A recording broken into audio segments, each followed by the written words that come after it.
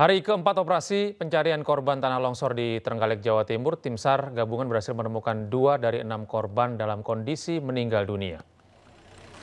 2 jenazah korban ditemukan dalam posisi berdekatan di bekas rumah korban pada Kamis sore. Pada saat ditemukan, jenazah masih dalam kondisi utuh dan dapat dikenali.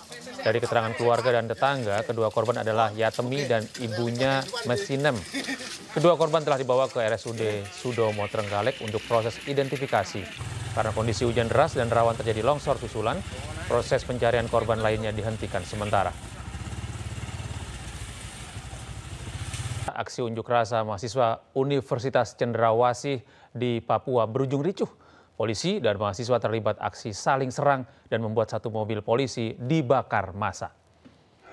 Masa Uncen, mahasiswa Uncen aksi penurunan biaya UKT, SPP yang begitu Situasi memanas hingga terjadi aksi saling dorong dan saling serang antara mahasiswa dan aparat kepolisian yang berjaga di Universitas Cendrawasih Jayapura, Papua. Dalam aksi demonstrasi ini, mahasiswa menolak kenaikan uang kuliah tunggal atau UKT.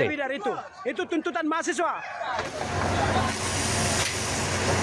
Sementara itu 3 personel polisi terluka akibat lemparan batu dan 1 mobil truk polisi dibakar massa.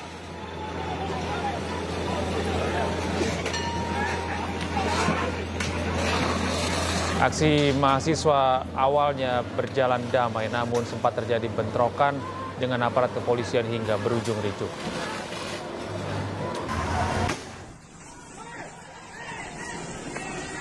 Belum ada mahasiswa dari masa aksi yang diamankan, namun polisi akan melakukan identifikasi untuk aksi yang terjadi, baik untuk pelaku pembakaran mobil truk polisi dan pelemparan batu terhadap personel kepolisian. Total ada 1.700 personel kepolisian dari Polresta Jayapura Kota melakukan pengamanan di sekitar lokasi. Dengan menggunakan batu dan juga beberapa material lain mengakibatkan dari kami Polres Jayapura Kota 3 mengalami luka. Saat ini sudah di dalam penanganan Rumah Sakit Bayangkara, sama 1 unit material, 1 unit truk yang dibakar oleh massa. Untuk korban sejauh ini, Komandan, kondisinya sejauh ini? Korban ini dalam penanganan dokter. Yang tadi waktu pas dievakuasi masih dalam sadar. Terus untuk mahasiswa sendiri berapa yang diamankan? Untuk saat ini mahasiswa belum ada yang diamankan. Belum ada. Sambil nanti dilakukan identifikasi dengan dokumentasi yang sudah kami peroleh dan sudah kami ambil pada saat aksi penyerangan kepada petugas. Pemirsa, Kejaksaan Agung telah menetapkan 3 tersangka kasus kredit Sritex. Salah satunya adalah mantan Direktur Utama PT Sritex, Iwan Setiawan Lukminto. Iwan diduga menyalahgunakan fasilitas kredit bank untuk membayar utang dan membeli aset dengan kerugian negara lebih dari 690 miliar rupiah.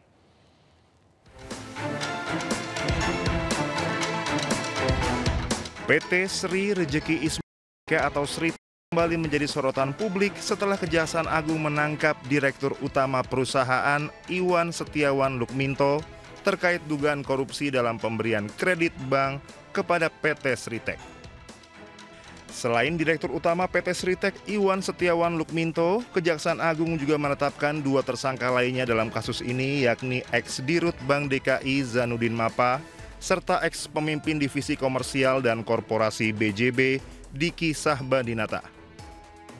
Dalam kasus ini, PT Sritex menerima fasilitas kredit dari 4 bank plat merah, yakni Bank DKI, BJB, Bank Jateng, serta bank sindikasi yang terdiri dari BRI, BNI, dan LPEI.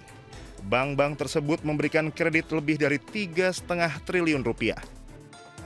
Akibat kredit yang tidak terlunasi dari Bank DKI dan Bank BJB, kerugian negara yang ditimbulkan mencapai 692 miliar rupiah.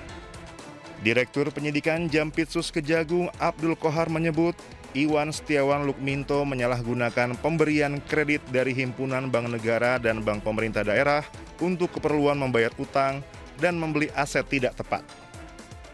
Bahwa pada saat ISL selaku Direktur Utama PT Sri Rejeki Isman Tbk mendapatkan dana dari PT Bank Pembangunan Daerah Jawa Barat, Banten, dan PT Bank DKI Jakarta, terdapat fakta hukum bahwa dana tersebut tidak dipergunakan sebagaimana tujuan dari pemberian kredit, yaitu untuk modal kerja, tetapi disalahgunakan untuk membayar hutang dan membeli aset non-produktif sehingga tidak sesuai dengan peruntukan yang seharusnya. Kejaksaan Agung sudah memeriksa 55 saksi dalam kasus dugaan korupsi dalam pemberian kredit kepada PT Sritek. 3 diantaranya sudah ditetapkan sebagai tersangka. Ketiga tersangka ditahan selama 20 hari ke depan mulai 21 Mei 2025 di Rutan Salemba, Cabang Kejagung. Tim Liputan iNews melaporkan. Kejaksaan Agung menilai ada kejanggalan dalam laporan keuangan yang dibuat oleh PT Sri Rejeki Isman atau Sritex. Pada tahun 2020, PT Sritek mengalami keuntungan besar, namun kemudian merugi habis-habisan pada tahun 2021.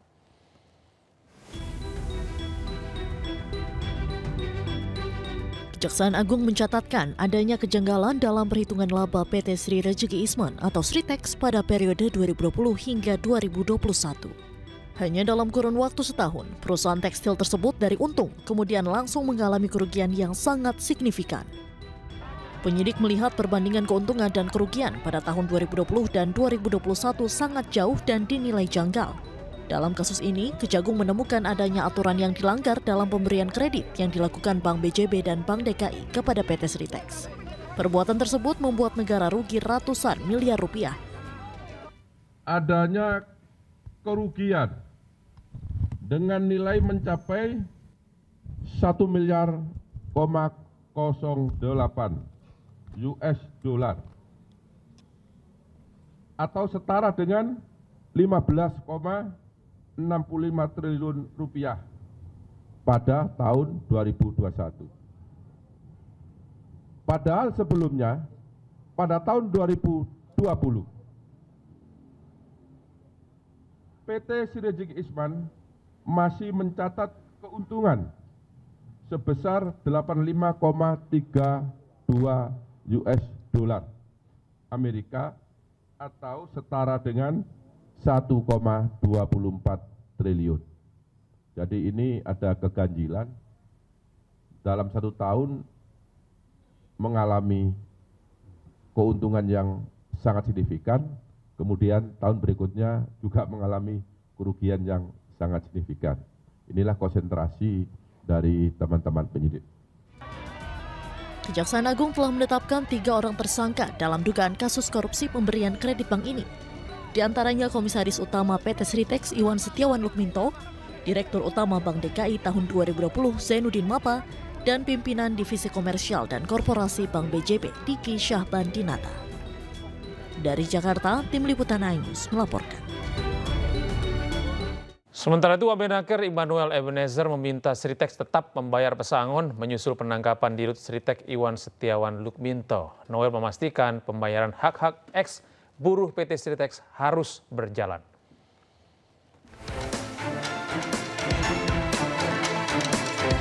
Wakil Menteri Ketenagakerjaan Immanuel Ebenezer Gerungan meminta manajemen atau pihak terkait PT Sri Rejeki Isman Sritek untuk tidak abai dalam membayar pesangon dan hak-hak mantan pekerjanya.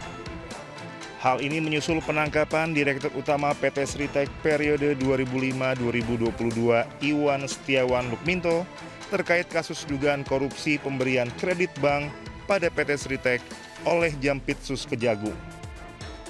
Noel memastikan terkait pelelangan aset perusahaan, perekrutan kembali mantan pekerja, hingga pembayaran hak-hak eks buruh PT Sritek harus terus berjalan. Tapi yang pasti siapapun punya tanggung jawab terhadap kewajiban yang harus dibayarkan ke buruh ya. Tapi kita akan tetap mengawal terkait kewajiban-kewajiban yang belum terpenuhi terhadap kawan-kawan buruh Sritek. Sebelumnya, Kejaksaan Agung sudah memeriksa 55 saksi dan menetapkan 3 tersangka dalam kasus dugaan korupsi dalam pemberian kredit pada PT Sritek. Salah satunya Direktur Utama PT Sritek Iwan Setiawan Lukminto. Kejaksaan Agung juga menggeledah rumah dan apartemen 3 tersangka kasus Sritek. Dari penggeledahan tersebut, Kejagung menyita total 15 barang bukti berupa barang elektronik dan dokumen. Dari Jakarta, Helmi Sajangbati, iNews melaporkan.